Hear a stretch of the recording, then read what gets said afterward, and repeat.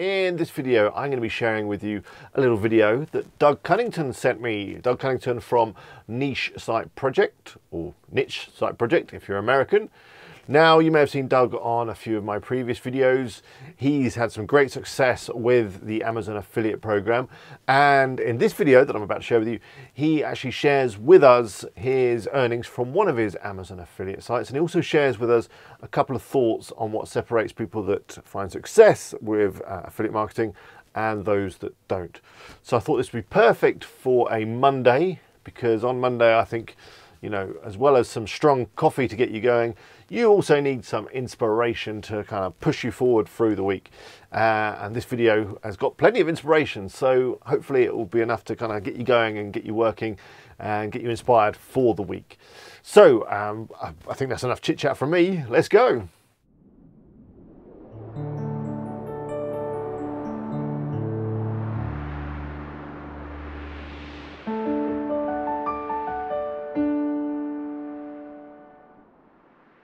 I'm going to share my Amazon affiliate earnings for one single niche site in 2017. My name is Doug Cunnington. I'm the founder of Niche Site Project, and I'm sharing this on WP Eagle with Alex's audience, so I appreciate that. And I do want this to be inspiring. Now, I don't throw out my earnings all the time. I do like to remind people that I am a practitioner. I do understand what I'm doing, and I'm not just telling you tactics that I don't actually implement myself. I know this stuff. So part of the reason I do share this occasionally is when I was first getting started, I found these types of, proof of income, proof of revenue really inspiring, because you could tell I'm just a regular dude that didn't like his job at some point in time, and now I can make money online, and it's fantastic. Let's head over and look at 2017 revenue, again, for just one niche site. You can see it's about $70,000, which is, for most people, a full-time income. Some families that wouldn't go as far, other families that is enough for, a couple years of just income. One thing I do want to show you is the 2016 revenue as well. And you'll notice in January of 2016, well, you can't even actually make it out, but it was only about $100 of revenue there. And it slowly grew. I think around the June time frame, it was about $1,000, and it reached like over nearly $15,000 in December of 2016. And then you can see that it continued to be, profitable into 2017 as well. This is a good point in time to mention the reason most people end up failing with their niche sites is they stop too soon.